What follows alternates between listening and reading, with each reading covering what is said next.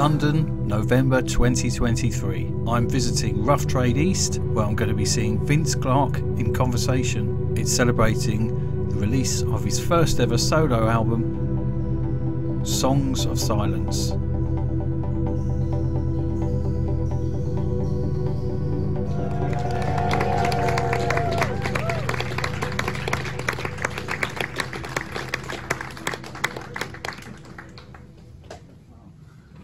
Good evening, everybody. The man who needs no introduction. Thank you. It's great to see so many people here, and we're here really to discuss and celebrate the release of Vince's first solo album called Sounds of Silence. And it's kind of appropriate that we're doing this at the Rough Trade shop, because the first time we didn't really meet, but the first time we saw each other was at the original Rough Trade shop at 202 Kensington Park Road. It was a bit of a non-meeting, really, but it was back in 1980. Maybe Vince, can you remember? Yeah, so what it was Dave Garn and I, we'd made a demo. Well, the band had made a demo, and Dave and I took it to various record companies, and that was back in the day when you could actually literally go into the office and say, "Can you play my cassette?" And we went to Rough Trade, because Rough Trade were really cool, and played. Still are, right? And still are, of course, yeah. And played our cassette, and they said, it's not really our cup of tea, and they asked. And Daniel happened to be in the office. Yeah, and I was in a bad mood because we were just trying to get the first Fad Gadget album out, Fireside Favourites, and there was a problem with the artwork that had gone wrong, and I was just in a really bad mood. And a great guy, late Scott Peering, who was talking to the guys, said, "Oh, Daniel might like this. Hey, why don't you come over and have a listen?" And I said, No, I'm just too busy. I've got to go. Sorry, bye." And then, a few weeks later, I saw them play live at the Bridge House. Yeah, we were supporting Fad Gadget, and that was, we might talk about the past, but let's talk about the new album first. Yes. Your first ever solo album. Why? Well, it wasn't really. It was never intended as an album. I was during COVID. I was just looking for things to do, and I started off by doing a couple of internet online history courses, and that went on for a while, and then I started working on some tracks or some demo tracks for the next, hopefully the next Rasia record. That finished, and then I thought, I had this Euro-rack system, and it was quite a small system, and I'd never really used it or learned how to use it, so I decided that I would experiment with it. And I was watching Blade Runner 2, and I don't know if I'm a science fiction fan, but I'm a huge fan of Blade Runner 1. And you go and watch this film and you think there's no way that they can make this better. And I watched it 4 times, and on the 4th time I realised actually it was probably better. But the music really inspired me, the soundtrack to the film, and I thought to myself, I'm going to go and make Blade Runner 3. To my studio and started making these drones, and that was the birth of the project, really. But it was never intended as a record. It was really just for me to learn how to use the synthesizer. It was like an exercise almost. So I spent many hours watching YouTube tutorials on Euro-rack modules, and if you're into that stuff, it's really interesting. So that was the start of the whole thing. It's interesting that because as some of you all might know, Vince has an incredible collection of vintage synthesizers, amazing collection, and which all sound great. But you decided to use the Euro-rack instead. Yeah. it was very specific, only because I didn't know how. I hate the idea of having gear that's not used. You know, there was one time in my career where I was just collecting stuff for the sake of it, really, because it was valuable or because it was rare, and it was like you were sort of showing off, really. But I got rid of all of that stuff, and so I made a determined effort to try and learn this new format, and you know, discovering the potential of it, and I mean, I still don't really understand it, but you know, I've got a lot of. I love making music. For me, is, you know, the joy of making music is mostly in the process. It's not so much the record at the end or the other stuff that goes with it. The actual process of fiddling about with knobs and dials and sliders. You know, I love that shit. And the title of the album, what inspired that? Where does that come from?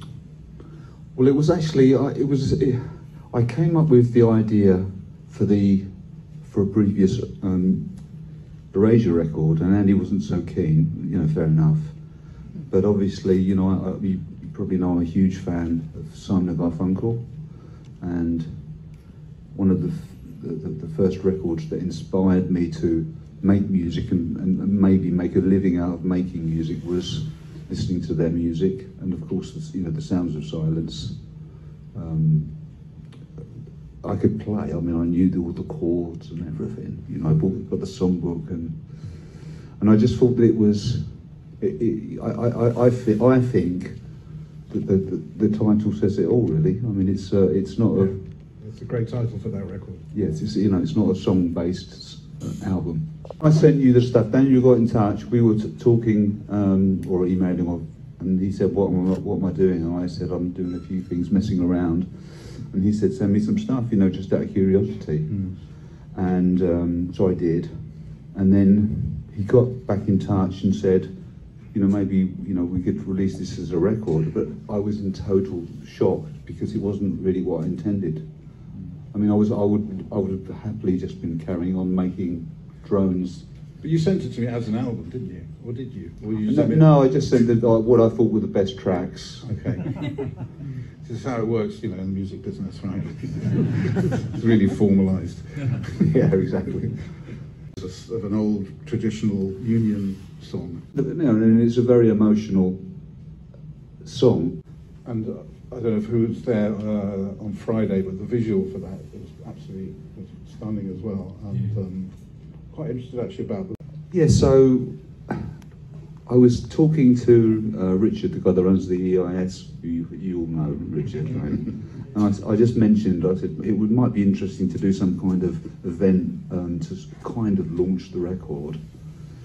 And he was really, really enthusiastic about the idea. And then I thought, I don't want it to be a traditional concert. I don't want, mainly because I'm not that interesting. And, you know, there's no Andy Bell to you know, at the front. So, and I've always wanted to do something like a visual show. I mean, you know, that when it was done early in the early days, like with, you know, obviously with the Human League and their very first 2 albums, and many people after that. But I always wanted to try and do something like that. So I started compiling these ideas for visuals. Some of them I commissioned. You know, I got some people, found some people from all over the world actually that put together various visual ideas. And then some ideas were a lot more graphic kind of ideas. But the idea always was that the show wouldn't be a band or an act with visuals. It would be visuals with music. So it's a solo album.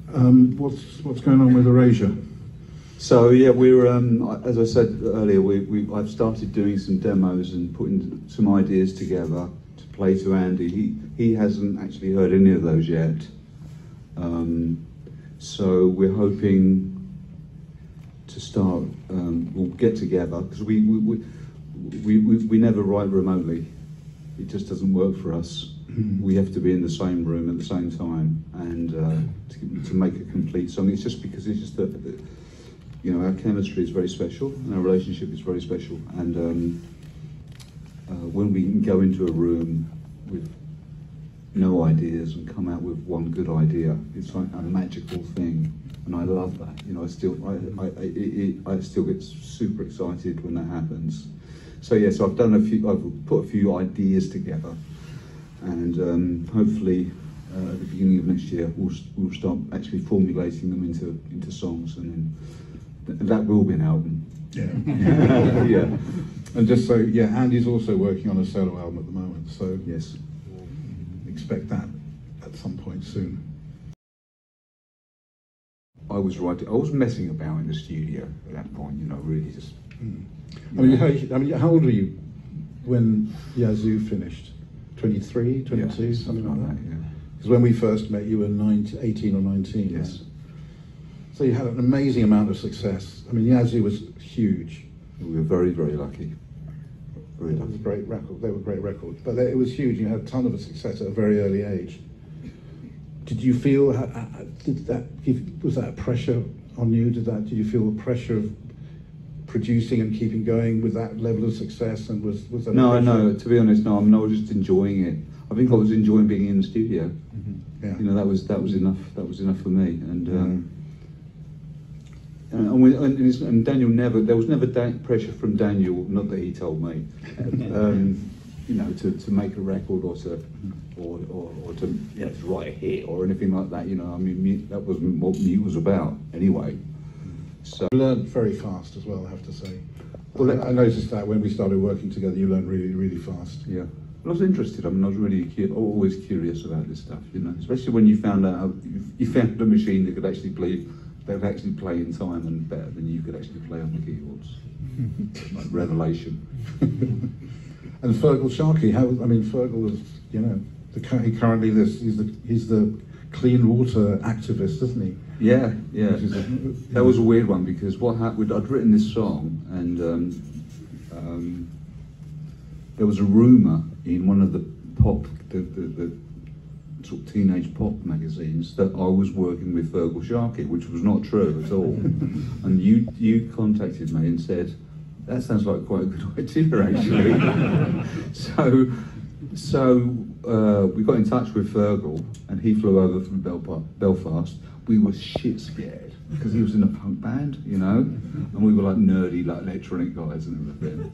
And he came over, I think he did 3 takes of that song, sang it, you know, it was absolutely perfect and brilliant, and yeah, that was an amazing time actually. Yeah. But the assembly was going to be what is now quite common, but then was a very innovative idea. I think the idea was to do like a collaborations album, wasn't it? Yeah, I mean, we thought, well, it would be quite interesting to write a song and then to get various people to do vocals for different songs, but we tried it for a while and a few people came to the studio and it just didn't seem to happen. And then I started working at Trident Studios in Soho with Flood. And The legendary producer. Legendary producer, yeah. And he said, well, look, you know, you need to get someone permanent. So that's when we did the auditions, and he came to the auditions, and he sounded amazing, hence Rasia. I remember, and you know, after all the success of Depeche and Yazoo, you basically did a back of the van. It was like a transit job, wasn't it? Yeah, it was back to your roots. Yeah. Yeah, and it was and but also, I don't know if you remember, Vince, but both me and you, we were actually questioning if Mute was the right label, because we weren't making any connections. You know, it was kind of a weird time really, because and it wasn't till, but then you decided you did the work. You went out and played, and then we released Sometimes. And I remember that you were on tour while at the time that record was released, and you were playing to, I don't know, you played the Marquee, I remember. Yes. With Primal Scream. Yeah. And that kind of size venue. And then Sometimes got on the radio somehow. And during that tour, and I remember the audiences grew and grew and grew. And I remember the last gig you were due to play was at the Mean Fiddler and in Harlesden.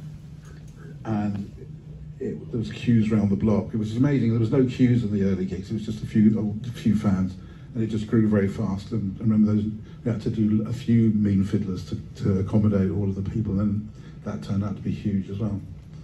Yeah, we were very lucky. Yeah, very lucky.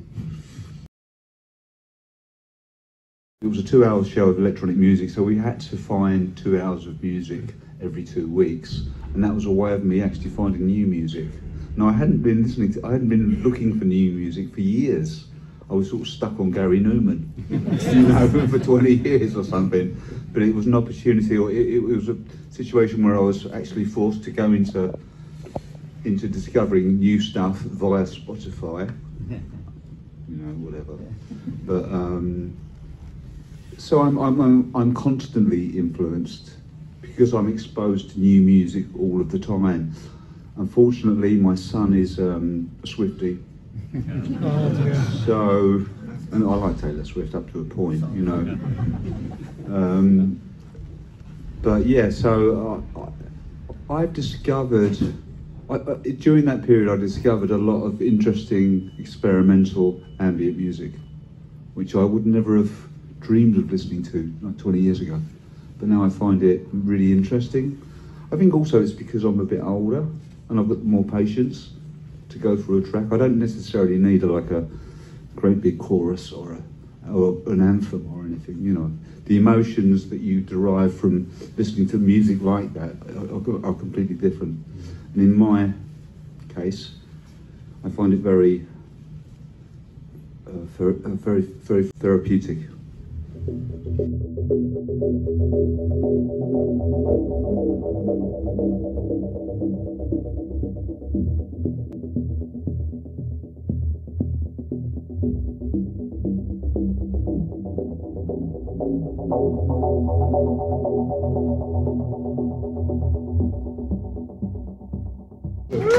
Thank you, Daniel.